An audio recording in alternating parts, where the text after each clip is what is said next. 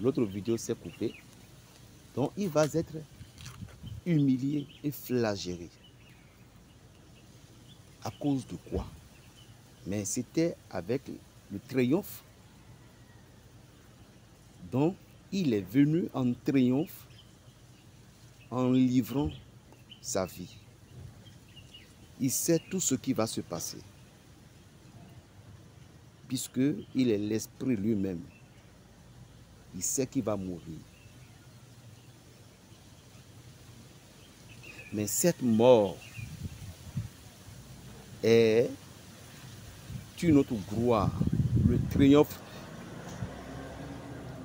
triomphe de la mort à la vie éternelle.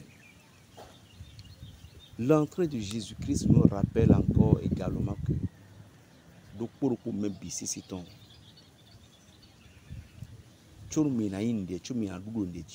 il fallait nécessairement traverser une situation douloureuse. Vous pouvez être milliardaire aujourd'hui, millionnaire aujourd'hui. Un moment peut venir pour vous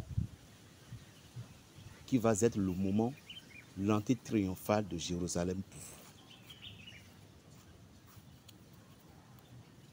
C'est pourquoi l'erreur de nos chers confrères qui nous donnent les prédictions, c'est-à-dire les prédicateurs de l'Église, nous mettons tellement dans la tête des gens la richesse, la gloire, le bonheur. Mais les prédicateurs, on ne prépare plus, ils ne font plus la préparation des âmes en leur avertissant que vous aurez des combats, vous aurez des défis à relever dans la vie. Nous avons tous des défis à relever.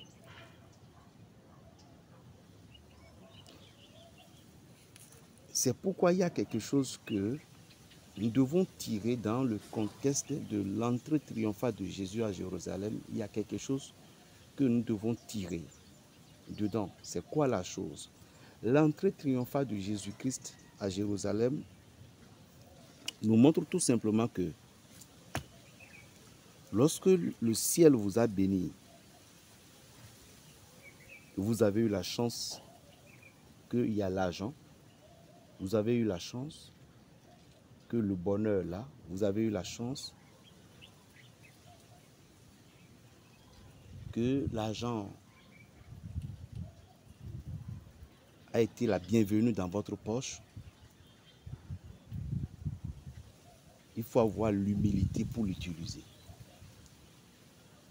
Si vous avez la chance et on vous a nommé directeur, secrétaire, dirigeant d'une entreprise, servez de cette place-là pour évangéliser le Christ.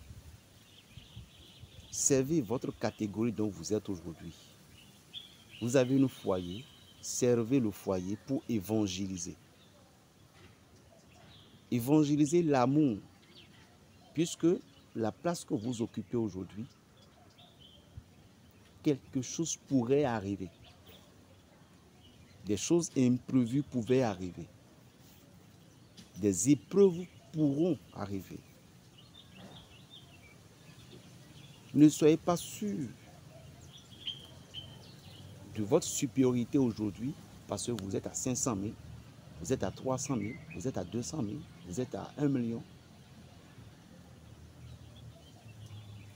Ne servez pas de cette position-là pour être le bourreau de votre soeur, de votre frère, d'un ami, d'une copine. Non. Mais servez plutôt votre position pour évangéliser le Christ dans le cœur des gens. Parce que lorsque vous faites de l'amour, vous utilisez de l'amour, vous vous manifestez de l'amour,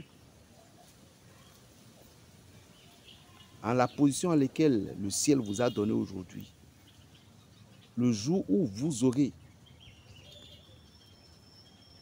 une difficulté, le jour où vous aurez la souffrance, le jour où vous aurez quelque chose, comme on dit, épreuve de vie, des gens à qui vous avez servi votre position avant, en les nourrissant, vous avez tendu la main, vous n'êtes pas arrogant, vous n'avez pas montré que c'est vous, le directeur, le ministre, le PDG. Croyez-moi que toute personne que vous avez tendu la main, au moment où ces personnes souffraient, non seulement ils vont vous aider, mais ils vont aider aussi tous ceux qui sont proches de vous. Pourquoi? Parce que vous avez servi votre position pour évangéliser dans le cœur des gens. Ceci n'a pas besoin d'être chrétien, ceci n'a pas besoin d'être musulman, ceci n'a pas besoin d'être catholique, ceci n'a pas besoin d'être évangélique. Mais ce message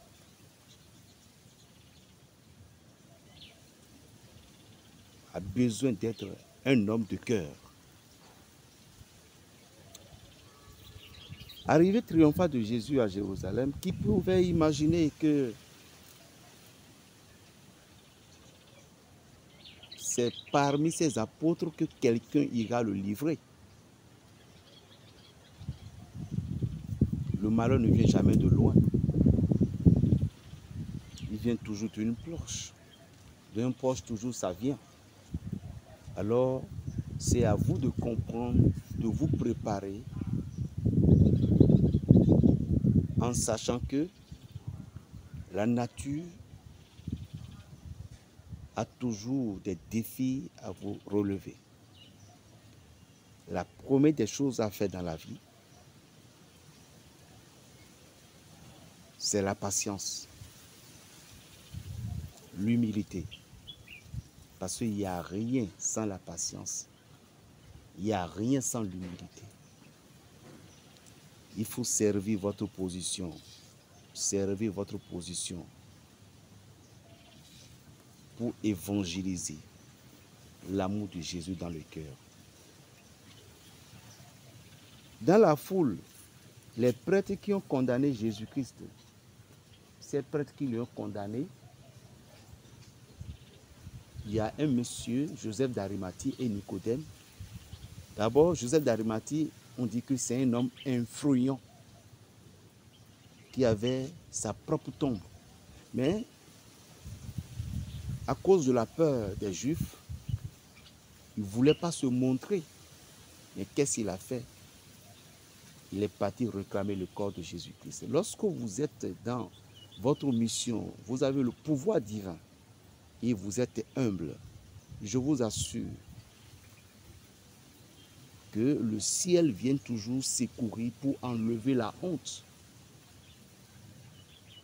dans notre vie. Suivez le deuxième passage. Excusez-moi, essayez de comprendre mes charabias comme ça. Je m'appelle Berger Raphaël le Béninois, fils bien-aimé de la très sainte Vierge Marie, la mère de l'Église. Je suis à Donatin Papa actuellement. Shalom.